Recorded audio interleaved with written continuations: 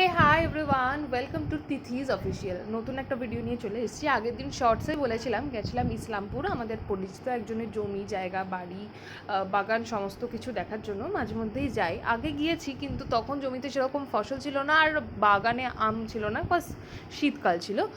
তো এইবারটা গরমে গেছি, জমি ভর্তি করে শসা, তারপর ওটাকে কি বলে, ঝিঙে, হ্যাঁ শসা ঝিঙে এই সমস্ত লাগানো রয়েছে। তার সঙ্গে সঙ্গে আম বাগানের প্রত্যেকটা গাছে ভর্তি আম, ভর্তি মানে একদম ভর্তি আম, দেখে একদম উফ, ওই গন্ধটাই অন্যরকম। আমি পুরো বাগানটা ঘুরে ঘুরে দেখছিলাম আর হাওয়াও দিচ্ছিলো খুব সুন্দর। তো রোদ থাকলেও অতটা গরম লাগছিল না, এমনি খোলামেলা গ্রামের পরিবেশ খুব সুন্দর।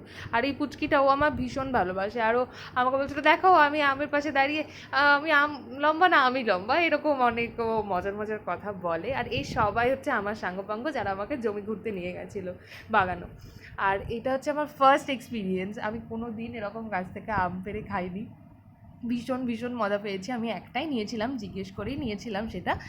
তো তারপরে যার বাড়ি গেছিলাম সে আরও প্রচুর কাঁচা আম আমার সামনে এরকমভাবে পেড়ে আমাকে দিয়েছে। বাড়ি এসে সেগুলো নানান রকম করে খেয়েছি। আর তোমাদেরকে যে ঝিঙের ভুঁইয়ের কথা বলছিলাম, এই যে ঝিঙের ভুঁইয়ের ভেতর ঢুকে বসেছিলাম, ওখানে ওই চাচি আর কি গরুর জন্য ঘাস কাটছিল, তো আমরাও ভেতরে ঢুকে গেছিলাম সবাই মিলে। কিন্তু ঢুকে তো ছিলাম বাট বেরোতে আর পারছিলাম না কিছুতেই আমি।